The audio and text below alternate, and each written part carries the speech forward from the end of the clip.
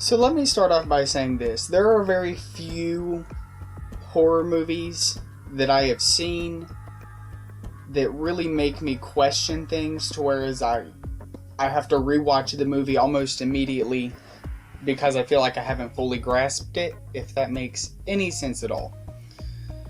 So I watched Vivarium, and I was not expecting that.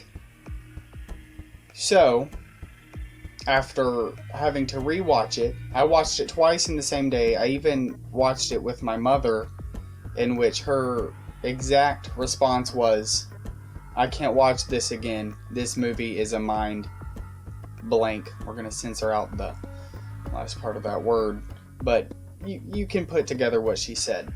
So, that is the perfect description for this movie.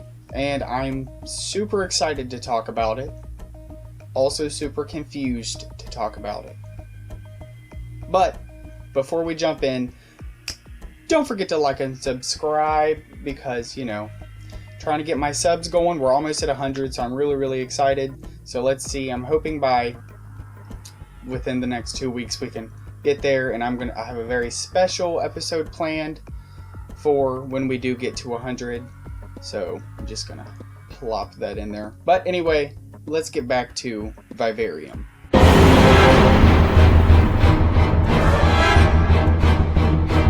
Okay, so full disclosure, when you look up Vivarium, it says it is a mystery / sci-fi. I'm gonna call bull because mysteries you're supposed to be able to solve. There's no solving this movie. It's a whole something else.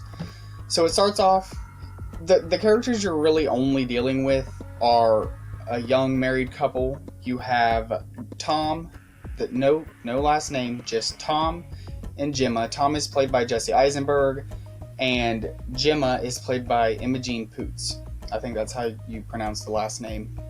If I slaughtered it, I'm sorry.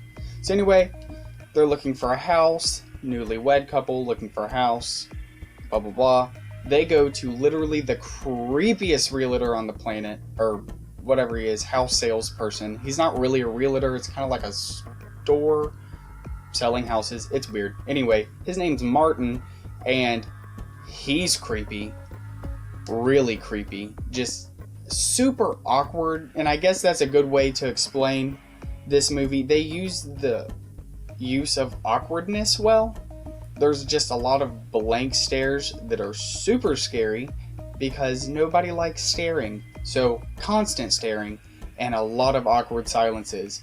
So of course Jesse Eisenberg, being the smart one, is like, no, this dude's creepy. But anyway, they were like, whatever, and they went and looked at these houses anyway. Yeah. No. You get to this suburbia, whatever, and literally everything is the same. The houses are the same. The clouds are the same.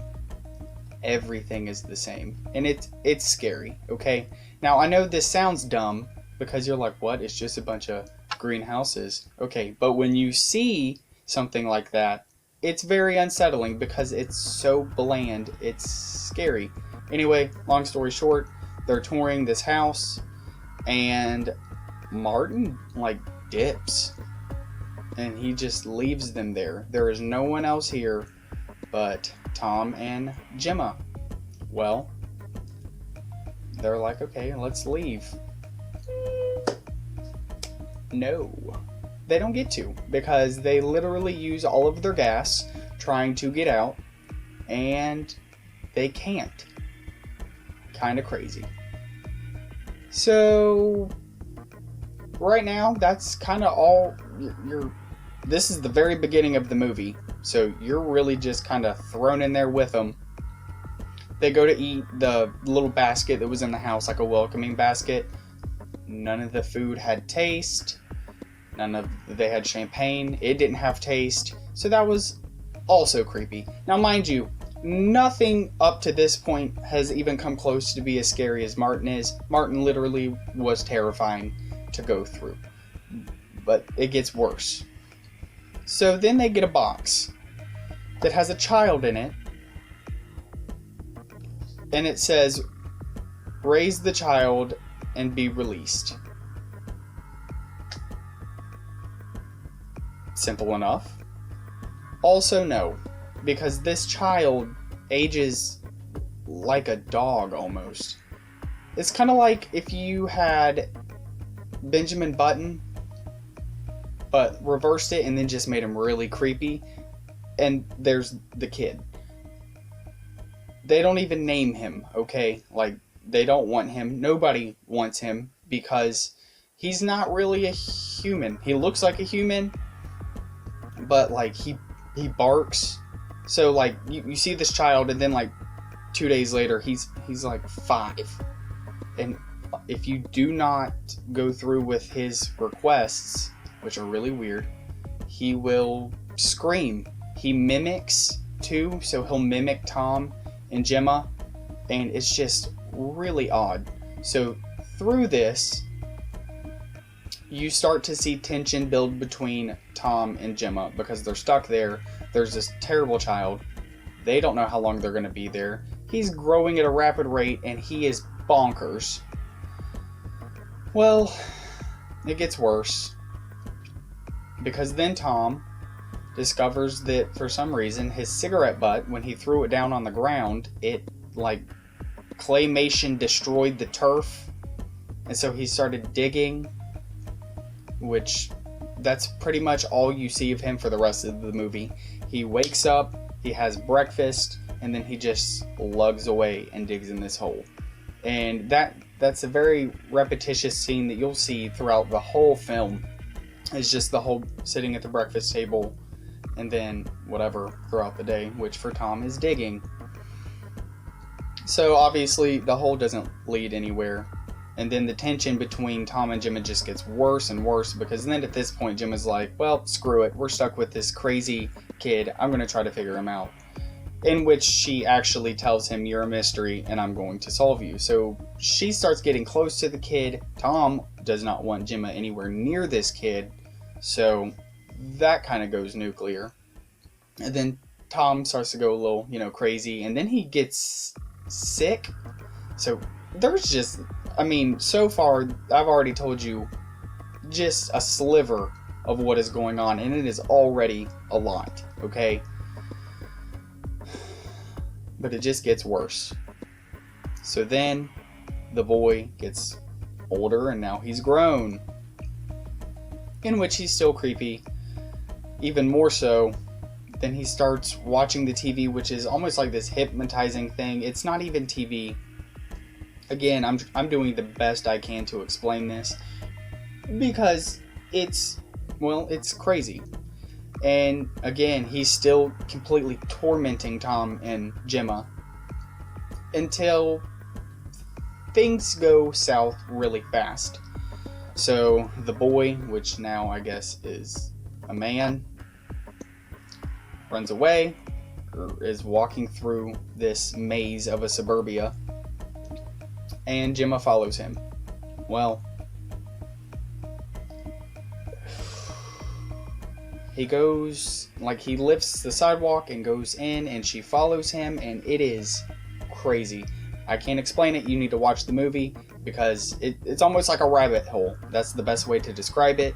It is a rabbit hole in which she sees other people just like her going through the same situation, which is crazy. And so then she comes back on the other side, back in her original house. Not her actual house, the one in their little maze. And it's just weird. So that was a pause point for the movie, because I didn't know what was going on.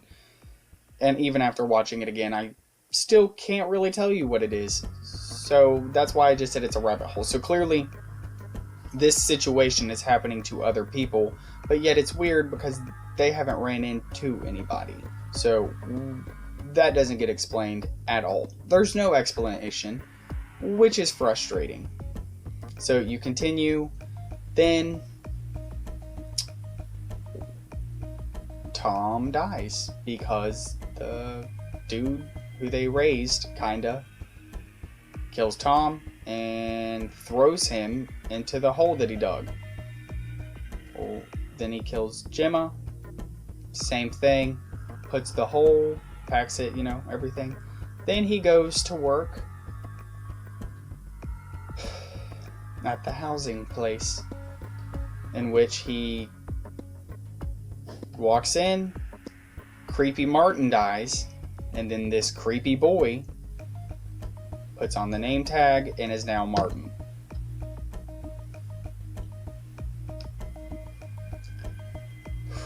This movie was great until that. Well, great is a weird term to use for this because honestly, you can't really call something great that you have no idea how to comprehend. And I don't know how to comprehend this movie. Because... what? So I guess what I gathered is they're just using humans to raise their species to go sell houses. Yeah, I guess that would actually be pretty much it. I would still watch this movie though, because, don't necessarily listen to the both opinions. It's bad, it's good. Everybody should watch for themselves. I personally really enjoyed this movie, even though it makes me really confused and I don't understand why I like it. I guess it's just because it is so unsettling that it still freaks me out. So, to me, personally, it's an effective movie. I don't know if that necessarily is going to scare someone else.